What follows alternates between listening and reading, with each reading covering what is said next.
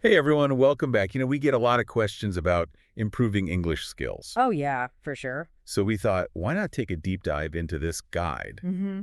Here are 10 detailed ways to improve your English. Catchy title, right? Definitely grabs your attention. Yeah. But we're going beyond just listing the tips. Right. We want to explore, really get into why they work Yeah, the how and the why. and, how to actually, make them stick. Make them part of your routine. Yeah, exactly. And just as a little teaser, one of the tips is actually talking to yourself. It sounds crazy, I know, right? but it really works. Stay tuned. We'll explain everything. What I really appreciate about this guide, though, Yeah. it's not just about, memorizing vocabulary lists. Ugh, flashcards. No, it's about making English, a part of your life. Integrating it, yeah. Yeah, exactly. And it starts with immersion, right? Absolutely. Surrounding yourself with English. Movies, TV shows, YouTube. But the whole 9 yards. But the key is not just passively watching or listening. Okay, so what's the active part? So you start with subtitles, right? And as you get more comfortable... You ditch them. Exactly. Go cool perky on the subtitles. And start picking up on the natural pronunciation, the idioms, all those little things you won't find in a textbook. Like you're absorbing it. Yeah, like a sponge. Researchers? At the University of Helsinki, actually. Wow, fancy. They found that this kind of immersion, it can be as effective as, formal classroom instruction. Wow. Or certain aspects of language learning, yeah. That's amazing. So think about it. You're binge-watching your favorite show anyway. Guilty as charged. Why not switch the subtitles off for an episode or two? Challenge myself a bit. Exactly. Or, maybe you have a favorite YouTuber. Ooh, yes. Could you switch to an English one on a similar topic? That's a good idea. It's about making English a part of your world, not just something you study. I like that. Making it natural. So speaking of things we enjoy, the guide's a big fan of reading, Oh, absolutely. but for pleasure. Yes. It's got to be enjoyable. Not slogging through a textbook, Right, no one wants to do that. but daily reading, even for a few minutes, Even just a page or two. can make a huge difference. It really can. And it doesn't have to be Shakespeare right away. No, please, no Shakespeare. Start with something you enjoy. Graded readers. What are those? They're books specifically designed for language learners. Oh, cool. Different levels. Oh, Or blogs, online articles, whatever interests you. So find your niche. Exactly. But the key here, Okay, I'm sensing a theme. it's got to be active reading. All right, break it down for me. Don't just skim, Uh-huh. Jot down new words, look up phrases you're not sure about. Interact with the text. Yes. Yeah. Have a conversation with the author, I like that. Ask questions, make connections, That makes sense. really absorb the language. Okay, you've convinced me. I'm grabbing my highlighter. Perfect.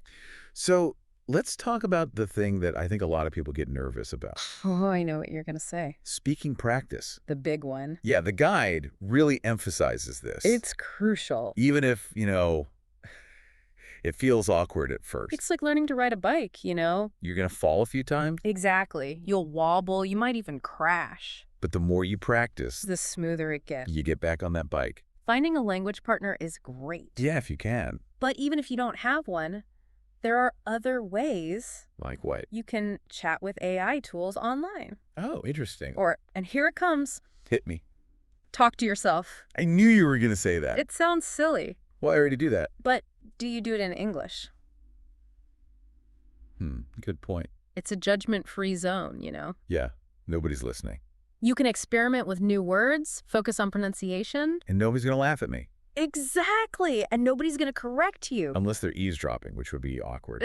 But, focusing on clarity, won't that slow me down? Well, it might at first. Isn't fluency important? Of course, fluency is the goal. Right. But it builds on a foundation of, clear pronunciation and understanding. That makes sense. Think about it. Yeah. Would you rather have a slower conversation where everyone understands you, True.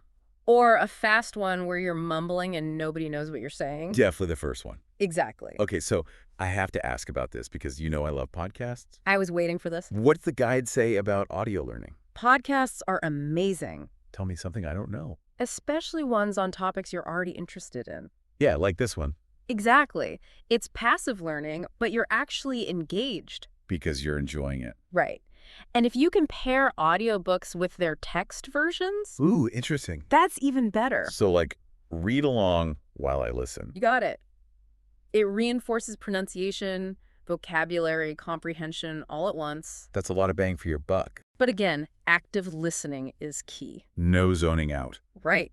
Take notes, summarize sections, pause and rewind if you need to. Really get in there. Yeah, maybe it'll work out for your eels. Now, one tip that really caught my attention was the anti-word list approach to vocabulary. Ooh, tell me more. So instead of just memorizing words from a list, Which is so boring. I know, right? Yeah.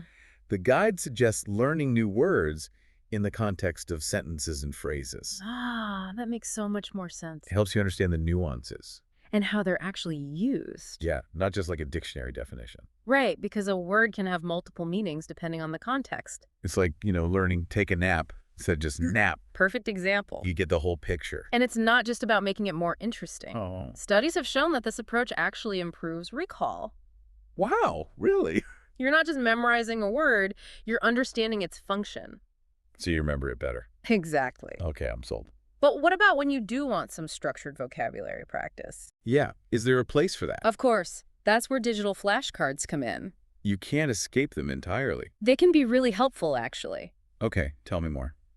Apps like Anki and Quizlet use something called spaced repetition. Ooh, that sounds fancy. It's actually really cool. How does it work? Basically, you review cards at increasing intervals. So, like, not just drilling the same words over and over. No, it's smarter than that. Interesting. It takes advantage of something called the forgetting curve. Oh, I've heard of that. By reviewing information right before you're likely to forget it. You strengthen those neural pathways. You got it. And it makes the knowledge stick. Like a little brain hack. Exactly. And here's a pro tip. I'm listening. Don't just write the word on the card, Okay, so spice it up a bit. Yes.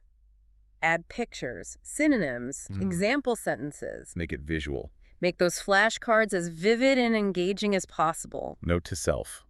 Revamp my flashcards. I think you'll see a difference. Yeah. All right, let's move on to writing. Another important one. What does the guide recommend? Daily writing practice. Even if it's just for a few minutes. Even just a paragraph or two. What kind of writing? Journaling, blog posts, even just composing short emails in English.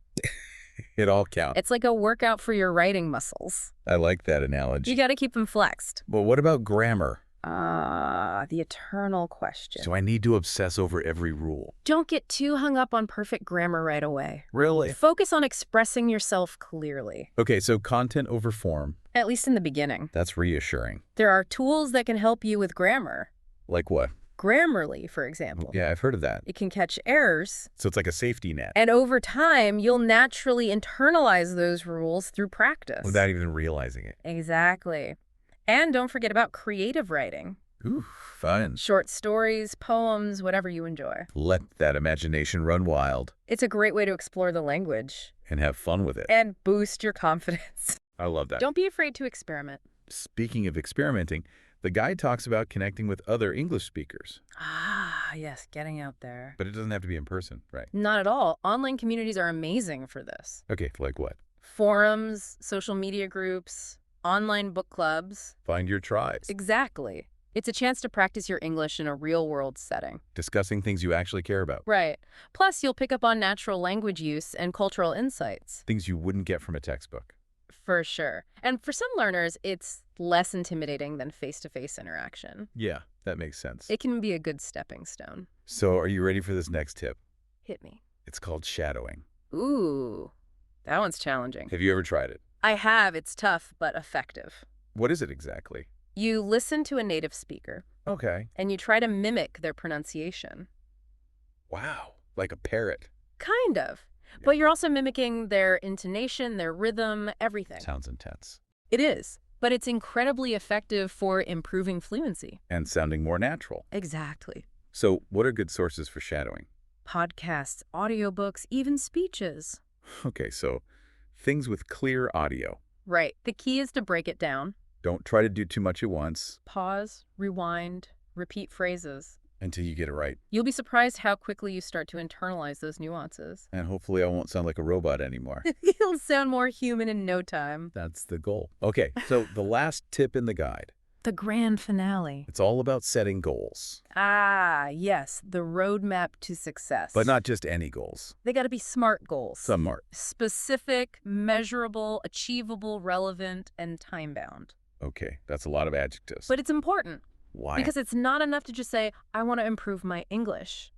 You need a plan. Exactly. A roadmap. Give me an example. Okay, so instead of that vague goal, you could say, I want to learn 20 new words every week. Okay, that's specific. Or, I want to read one English book every month. Measurable and achievable. I want to practice speaking for 10 minutes every day. Relevant and time-bound. You got it. So by breaking down this big, overwhelming goal Of learning English, into smaller, manageable steps you make it less daunting. and more achievable, Exactly.